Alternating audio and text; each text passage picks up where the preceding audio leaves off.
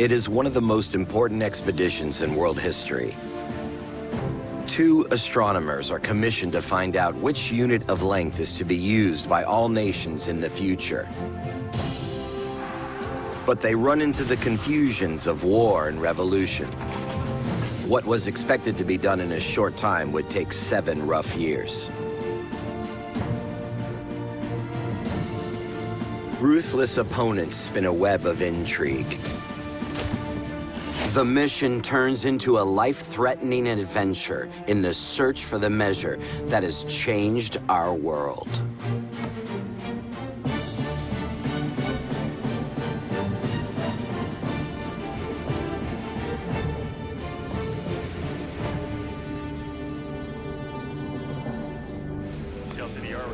It is the end of 1998, a big event.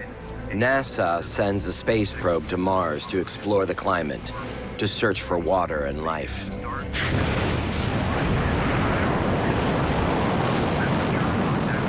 No one is aware that they carry a fatal mistake on board. As the probe approaches Mars, it is supposed to be slowed down, but suddenly the connection breaks down. A later investigation provides clarity. The software engineers used a different metric system than NASA. Inches and feet on one side, meters and centimeters on the other. Rather than steadily slowing down, the probe rushes towards Mars and burns up. This is despite the fact that the struggle for a uniform system of measurement for the whole world began more than 200 years ago. More than 2 centuries earlier, in 1792, the last days of the French monarchy are dawning. For 3 years already, the commoners have had the upper hand in France. The revolution has abolished the privileges of aristocrats as well as their sovereignty to decide on measures and weights at their convenience. In June that same year, a sensational expedition is sent out from Paris. By order of the Academy of Sciences, 2 astronomers are to conduct measurements with the objective of finding a university-valid measure of length. André Michon is married, regarded as an astronomical workaholic, known for his meticulousness and precision, a pendant, just what this delicate enterprise needs. Jean-Baptiste Delambre, still a bachelor, has only been summoned to the Academy of Sciences a few months ago. Now, he finds himself facing the greatest challenge of his young career. The expedition is to split up right away, moving towards the same destination from south and north while conducting their measurements. Delambre is to guide the northern part of the Meridian expedition, from Dunkirk all the way to the Massif Central. Michon is in charge of the south. He is to start in Barcelona and make his way through the Pyrenees. Their meeting point is Rodez, in the south of France. As they say their goodbyes, they have no idea of what they've gotten themselves into. They are told that this is the most important expedition any scientist has ever participated in.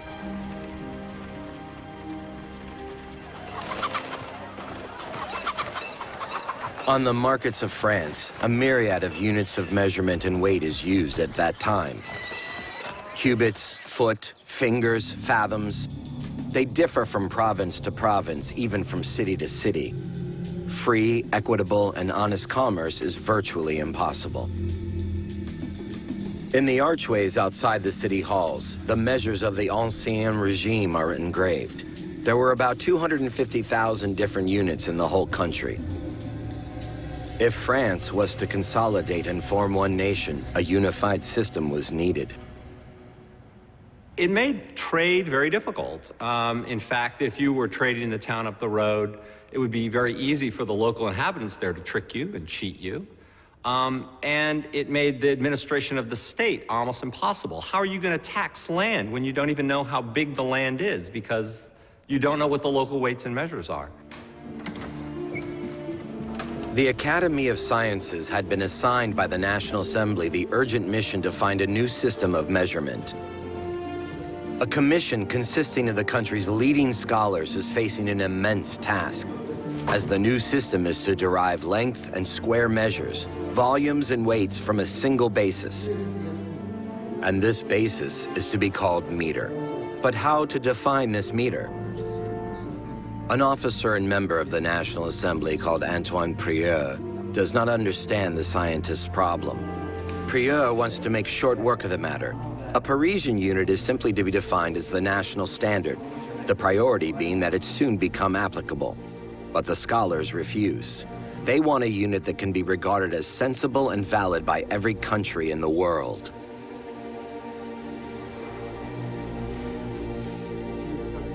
As many nations as possible are to agree on the new standard, for which the ideal precondition is to derive the meter from the Earth's circumference. This would be verifiable any time in any country in the world. The scientists agree on the 10 millionth part of the Earth's meridian from pole to equator. This part is to be the length of the meter, and to calculate it accurately, the expedition is to measure the meridian from Dunkirk in France to Barcelona in Spain with the highest precision.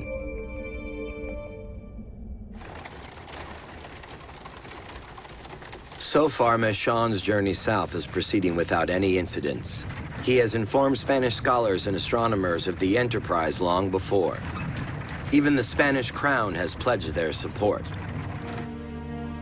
The route from Paris to the Mediterranean Sea takes Méchain about 1 week, after which he continues across the Spanish border towards Barcelona.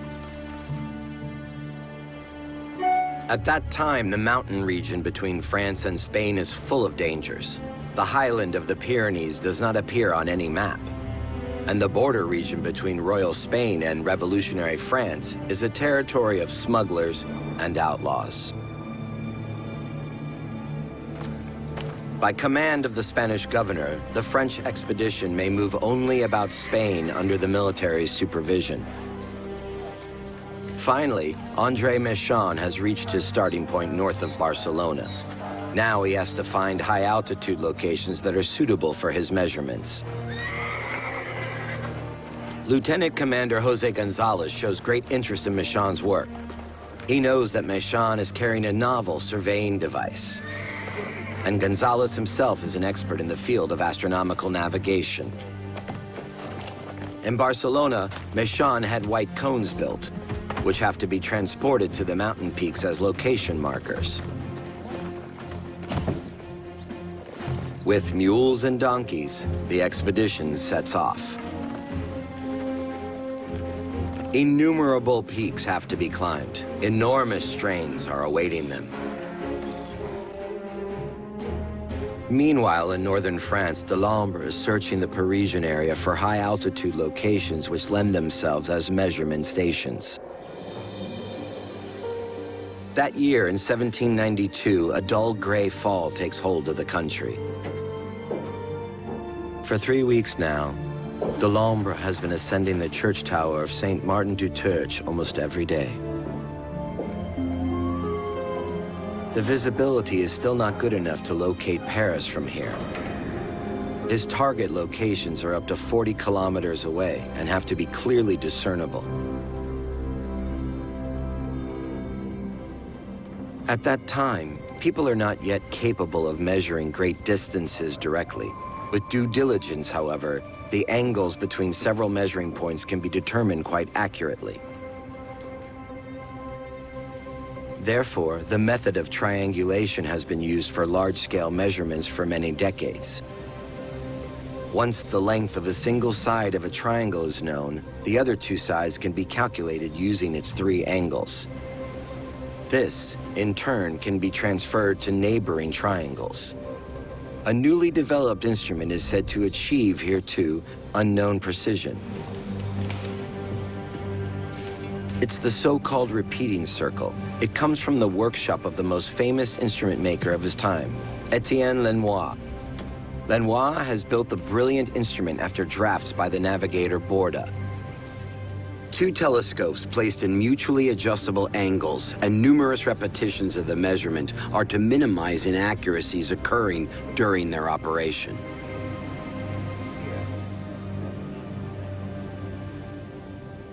measurements at that time were accurate to about 1 arc second. With previous instruments, it was only 10, 15, or 20 arc seconds. So accuracy was increased tenfold at the very least. Only by operating the repeating circle with utmost diligence, Delambre is able to precisely determine the angles and subsequently to accurately calculate the distance between the location markers. This principle is still being used today. As far below this mountain massif at the Gotthard Base Tunnel, the biggest construction site in Europe. First, the reference measuring points are determined using GPS.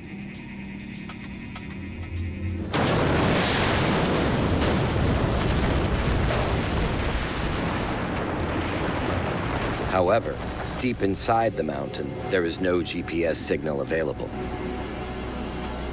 Starting from the reference points, the surveyors therefore use the ancient principle of triangulation and lay out a virtual triangular grid. Today, robotic devices are used to exclude any human errors while locating the measuring points. The gigantic tunnel boring machine is milling its way through the mountain. This is the day that the surveyor's work is put to the test. For years, they have been driving the tunnels from two sides towards their common meeting point. Now, the deviation at this meeting point amounts to as little as 4 centimeters.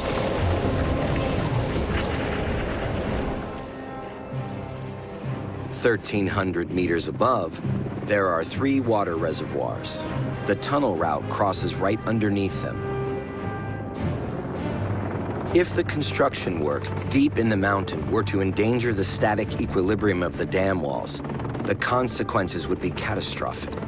But the geologists have assured that the tunnel construction deep under the earth does not present any danger.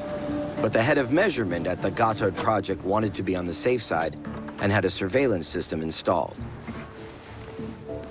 2 tachemeters check on a daily basis if the mountain moves.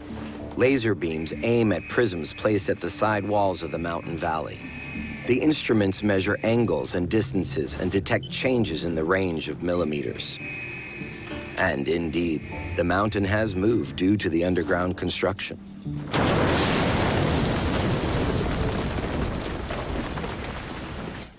It does have an influence, but this influence has so far been negligibly small. In the width of the valley, it has changed by 1.5 centimeters, for instance, and in its height by 2 to 3 centimeters. It would have to be at least 5 to 10 centimeters for us to get nervous. Here at Mauen Alps, however, it has already eased off. The tunneling has almost passed underneath by now.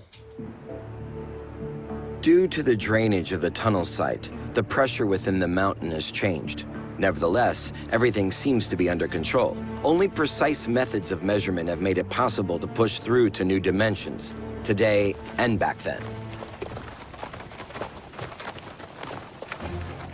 In the fall of 1792, André Michon advances into the wild Pyrenees with the Southern Expedition, accompanied by the Spanish military. An immense task is lying ahead of him. He starts out at the Montserrat, northwest of Barcelona.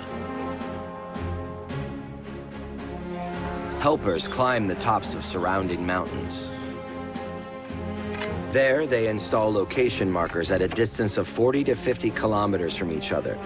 These are the first measuring points that have to be visible from great distance.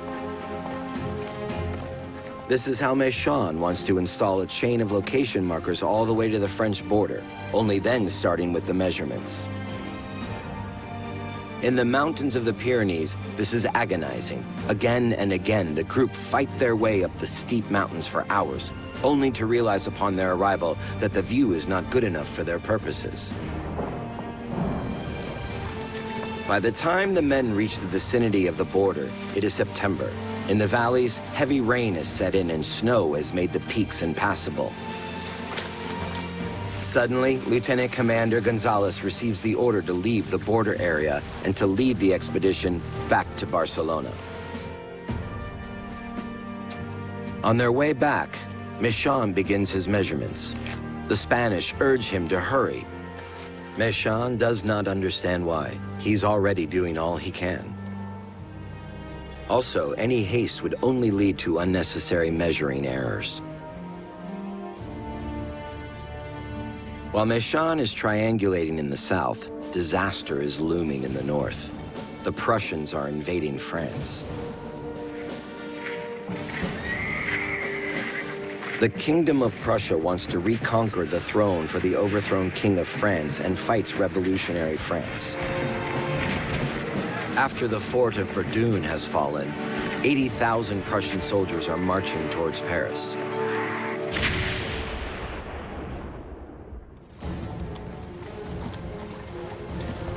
At that time, the Northern Measuring Expedition and Delambre are not even 50 kilometers from the front.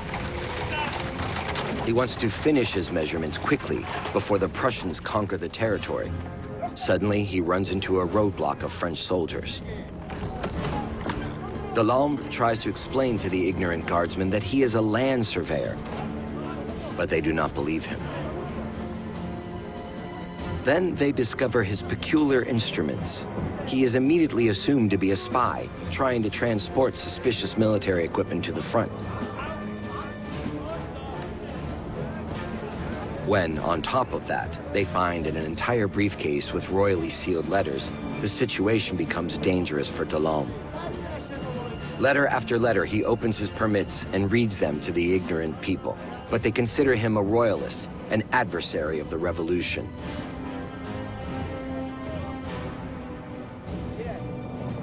Only when their canny mayor steps in, the situation is diffused.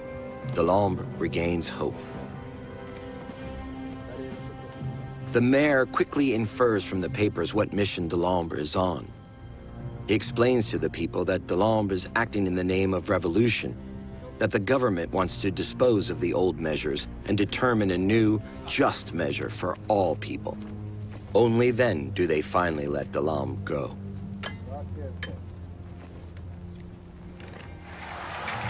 Shortly after, in Paris, the revolution is approaching its climax. The arrested king had attempted to flee, but the Revolutionary Guardsmen soon apprehended him and his family. The people demand his head, and the National Assembly sentences him to death. In January 1793, Louis XVI is executed in Paris. Very soon, the Spanish kingdom will declare war on revolutionary France.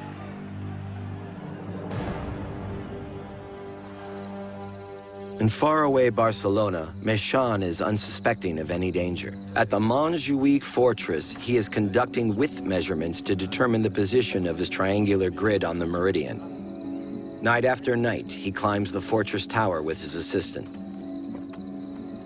To determine the width, Tranchon notes down the positions of different stars. They conduct more than 1,000 observations. Méchain is almost done, when all of a sudden, everything changes. French troops are deployed at the Spanish border. Soon after, the first battles break out in Catalonia. Royal Spanish fears that the revolution might spill over from France. And this they want to avoid at all costs. Soon, hundreds of French war prisoners are incarcerated within the Montjuic fortress, while Méchain is still conducting his width measurements there. At the outbreak of war, all Frenchmen were expelled from the country, all but Méchain. However, the Governor General has him barred from staying at the most important Spanish fortress any longer. He fears that Méchain's measuring data might be useful for the French enemies. Furthermore, he is no longer allowed to send any data to France. Méchain is essentially put under house arrest. But Lieutenant Commander Gonzalez assures him that he is unwanted only at the fortress and that they can continue their measuring expedition through the Pyrenees in the coming summer. In Paris, Antoine Prieur, who once had to cave on his idea of a new measuring unit, is by now one of the most powerful men in the country. Along with Robespierre and 10 others, he decides upon life and death matters on a daily basis. The Academy of Sciences has been dissolved. Great scholars have been banned from the Commission for Measures and Weights. Now he wants to take revenge on those stuck-up scientists once and for all. Fall, 1793. After 1.5 years, Delambre has, together with his assistant Bellet, surveyed almost half of his northern route. 430 kilometers from the coast near Dunkirk to the bank of Loire. He is now conducting his triangulation south of Paris when he receives a devastating letter from Antoine Prieur. Citizens, the Academy of Sciences has been dissolved, effective immediately. You are excluded from the Commission of Mass and Weights. Grounds, insufficient revolutionary engagement. Delambre cannot believe it. The measuring expedition is stopped immediately. All efforts seem to have been in vain. Delambre was annoyed that Prieur had canceled the expedition, and he did feel that there was a personal resentment that was behind it, that Prieur had essentially claimed the metric system for himself and wanted the credit for himself, and didn't want it to be shared among all these other scientists. Prieur is triumphant. After all, he had always dismissed the entire expedition as nonsense. He commissions the instrument maker Lenoir to produce a provisional meter. Within 1 year, he wants to introduce the new system in France. In Spain, Méchain is not aware of any of this. For 9 months, he has not gotten any word from Paris. Now, together with his assistant Tranchon, he is measuring the last triangles of the Pyrenees. Then one day, the French break through the Spanish lines and march into the Valley of Tech, while Méchain's expedition is still there, climbing the surrounding peaks. To hurry along the measurements of this dangerous area, Méchain and Tranchon separate. Soon, one of the greatest battles breaks out in the Valley of Tech. Everything indicates that the Spanish are winning this war.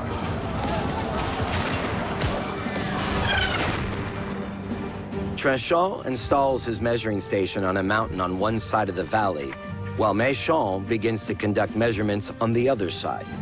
Armed gangs range the mountains. This is a state of emergency. The French shoot at a Spanish post at the foot of the mountain. Tranchon, with his conspicuous surveying point, makes for an excellent target. If they do not finish soon, the war will render all further work impossible.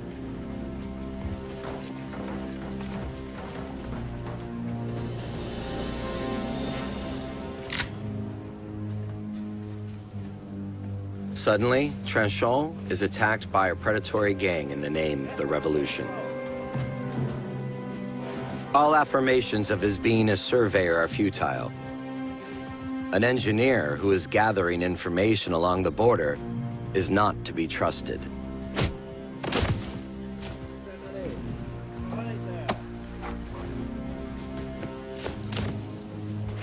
They mistake Tranchon for a spy. As a precaution, they want to shackle him and surrender him to the French. The French commander will know what to do with someone like him.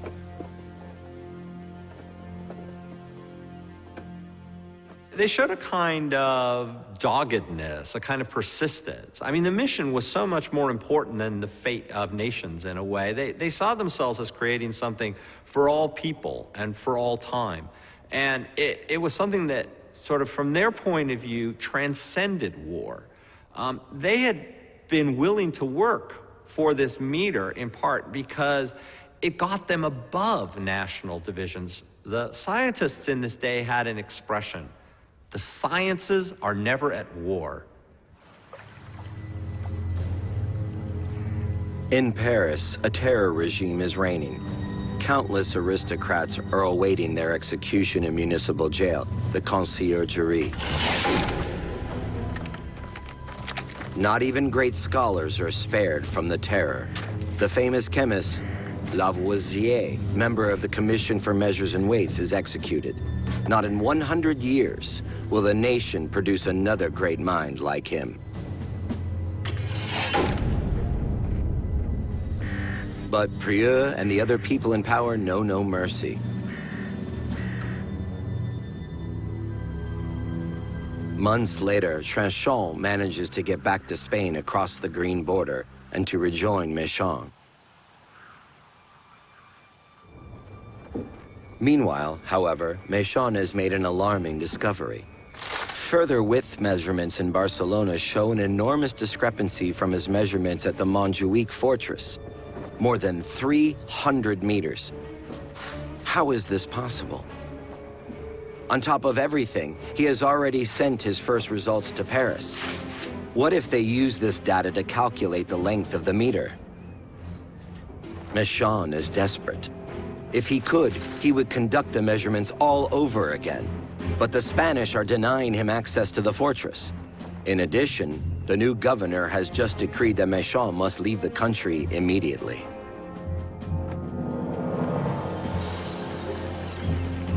Together with Trinchon, Méchain leaves for Genoa.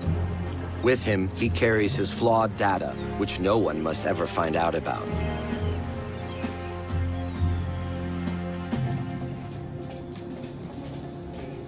"200 years later, at the fortress of Montjuic, Barcelona. Spanish astronomers want to trace Méchain's error. They have commissioned some surveyors to determine the exact location of the tower on which Méchain conducted his measurements at the time. Using their GPS system, they are able to determine positions down to the millimeter. They want to find out if the discrepancy originated here or at the site of the second measurement on the terrace of Méchain's Inn. Years ago, scientists had already verified Méchain's results and speculated about possible causes for the deviations. Méchain's conducting thousands and thousands of measurements was assumed to have taken a toll on the repeating circle and generated a systematic error by wearing out the instrument. Or he might have observed stars very close to the horizon. The strong refraction of light might have distorted the result. After all, the table used for corrections had come from England and was not yet accurate enough in the south. But Méchain only blamed himself. Méchain never returns to Paris during the entire 7 years of the expedition. Delambre does, many, many times. It's true that Méchain's sector was in the south, but it's only a few days' voyage back to Paris. He did not want to face his colleagues. Remember at this time, people are being executed in France for more minor infractions than this. The beginning of 1759. In Paris, the Jacobins' terror regime has ended. Robespierre has been executed. The new moderate central government strikes peace with Spain, England, and Prussia. The country breathes a sigh of relief. Antoine Prieur has survived yet another transition of power. The current administration has reestablished the Academy of Sciences. Now, Prieur has suddenly turned into a supporter of the measuring expedition.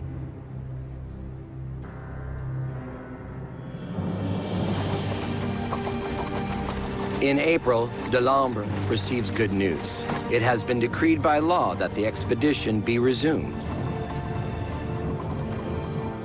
Delambre resumes conducting measurements right away.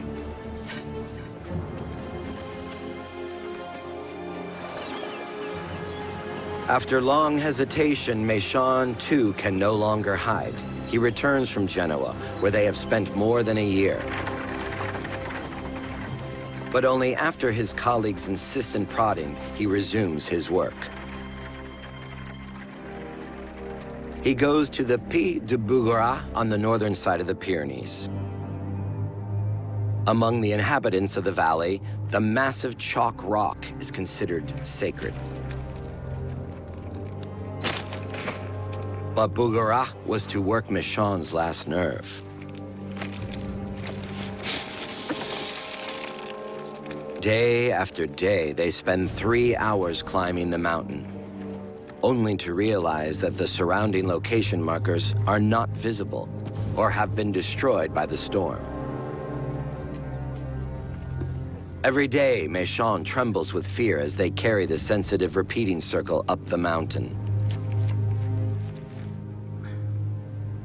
At the end of the year, when he has finally defeated Bouguereau, he is almost at the end of his tether, and he still has 250 kilometers to go to the destination of Rodez in southern France. While in the north, Delambre is swiftly advancing with his expedition over the course of the next year and forging ahead towards the south and the Massif Central, Michon falls into a deep depression. In mid-August 1797, Delambre finally spots Rodez. Here, he is to connect his chain of triangles with Michon's. At last, he sees his destination before his eyes. The Cathedral of Rodez is his final measuring point. His part of the expedition is fulfilled. Now he can return to Paris to measure the baseline of his grid of triangles near the capital. But what is keeping Michon? He has been sitting idle 150 kilometers south of Carcassonne for months, numb. One single measurement is all he has managed during the past year. The usual doubts have taken hold of him again. Once more, he is brooding over his calculations of the latitude of Barcelona and his concealed measuring error. Michon curses ever having participated in the expedition and calls himself incompetent and unworthy in letters to his wife. Michon loses his last bit of confidence and slides deeper and deeper into his depression. Again and again, he takes up the old numbers rather than tackling the remaining measurements. Michon is obsessed by the idea of returning to Barcelona to start his measurements all over again. He is seriously on the verge of suicide. He's despondent, he's distressed, he can't travel, he stays for days in the same inn without really doing much at all. He infuriates his second-in-command, Tranchot. Eventually, Tranchot can no longer stand staying with Michon. He goes to Paris to assist Delambre with the measurements of the baseline. Once the astronomers have measured the length of a single baseline, they can calculate the side length of all triangles using the triangular angles and eventually the length of the meridian itself, a task which requires extraordinary measuring rods. The Paris Observatory. The measuring rods preserved here are those originally owned by Delambre and Michon. They too were built by the instrument maker Lenoir. On a wooden core, the measuring bar made of pure platinum on top, a reference made of copper to verify variations in temperature. A roof to protect the metal from solar radiation. A vernier adjustment to counterbalance the slightest differences when positioning the rods.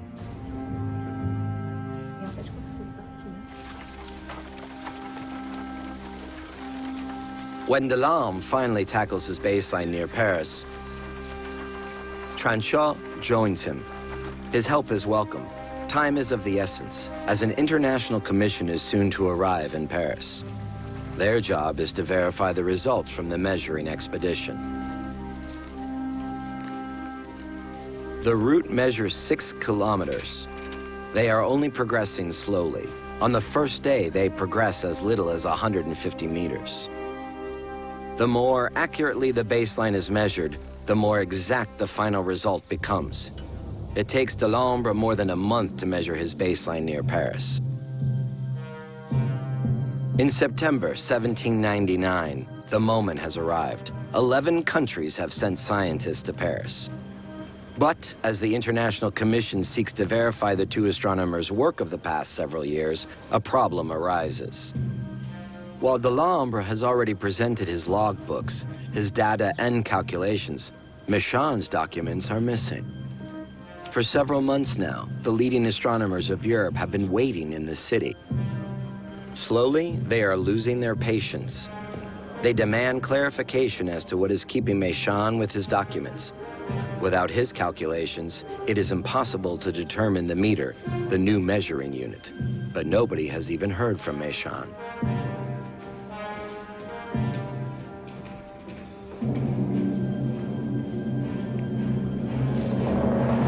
At some point, the Danish scholar has had enough, saying he will not be fooled any longer. Outraged, he leaves. The entire conference is threatening to fall apart. The new measuring unit, which was supposed to unite not only the nation but the whole world, is on the verge of becoming a fiasco. Delambre is at a loss. Hadn't Prieur always said that this entire expedition was unnecessary, costly nonsense? If they do not manage to get Méchain to Paris soon, all those years will have been in vain. Méchain's wife, Therese, leaves for southern France to talk sense into her husband. His last letter to her has her fearing the worst. She travels undercover. Nobody but Delambre is to know that Méchain needs his wife's help.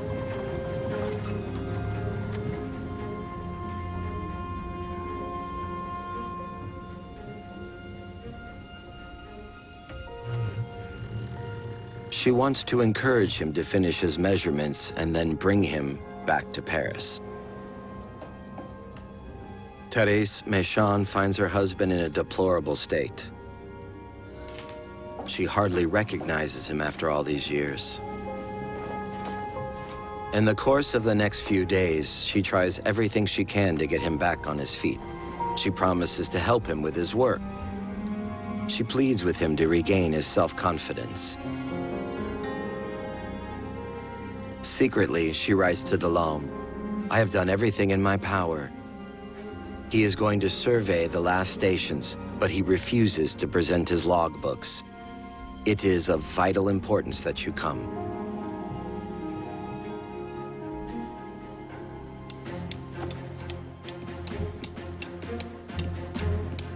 As it so happens, Méchain resumes his work within the next few weeks. He installs new location markers and finally measures his last triangle, the route to Rodez. By now, more than 7 years have passed since the beginning of the expedition. Méchain does not return to Paris until Delambre has arrived and persuaded him with much effort to finally present his data.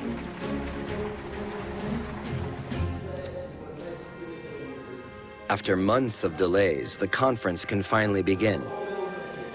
Delambre explains the course of the expedition, describes the 7 years of hardship, the difficulties with the calculations, and he does not keep quiet about the political obstacles and resistance they were exposed to either. Now, the calculations of the two astronomers can finally be verified to determine the 10 millionth part of the Earth's meridian from the distance between pole and equator as the final length of the meter. Finally, Méchain, too, is ready to present his entire data to the Commission.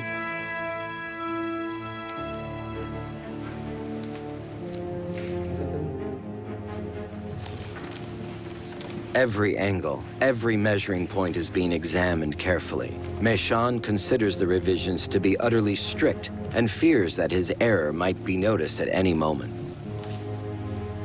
But the scholars emphasize the extraordinary congruence of all triangles and come to the conclusion the right measure for the meter has been found.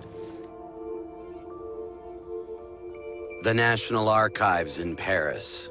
This is where the most important cultural treasures of France are safely stored. And one of the most important treasures is the meter. The standard meter, made entirely of platinum. It should be as long as the 10 millionth part of the meridian distance from the pole to the equator. However, nobody noticed at the time that due to Méchain's error, the standard meter is too short, by as much as 0.2 millimeters. But today we know that the idea behind the measuring unit was an illusion all along. They went out in that period, during the French Revolution, to take definitive measurements on the size of the Earth to calculate the definitive meter. But what they discovered was the curvature of the Earth isn't regular. So there isn't a perfect Earth out there on which to base the meter. If the shape of the Earth is not suitable for the exact determination of the meter, then another unit must be found. The Physical Technical Institute in Braunschweig is researching ever more precise and consistent definitions for measures and weights. And still, a natural constant remains the reference point for the meter. The high-precision measurement of time with the help of a cesium clock plays a divisive role here. In 1983, the researchers arrive at a definition that is still valid today. The scientists measure how long light takes to cover the length of a meter in a vacuum. Since then, this unit of time, which is the same anywhere and anytime, has been used to determine the meter. The length of the meter, however, has not been changed, only its definition. Méchain and Delambre give more than 7 years of their lives to establish a common measure for the whole world.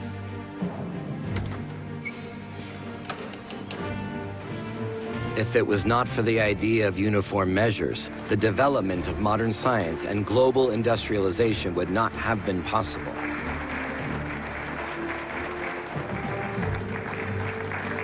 Over the course of 200 years, all countries except Liberia, Myanmar, and the US of A would adopt the metrical system.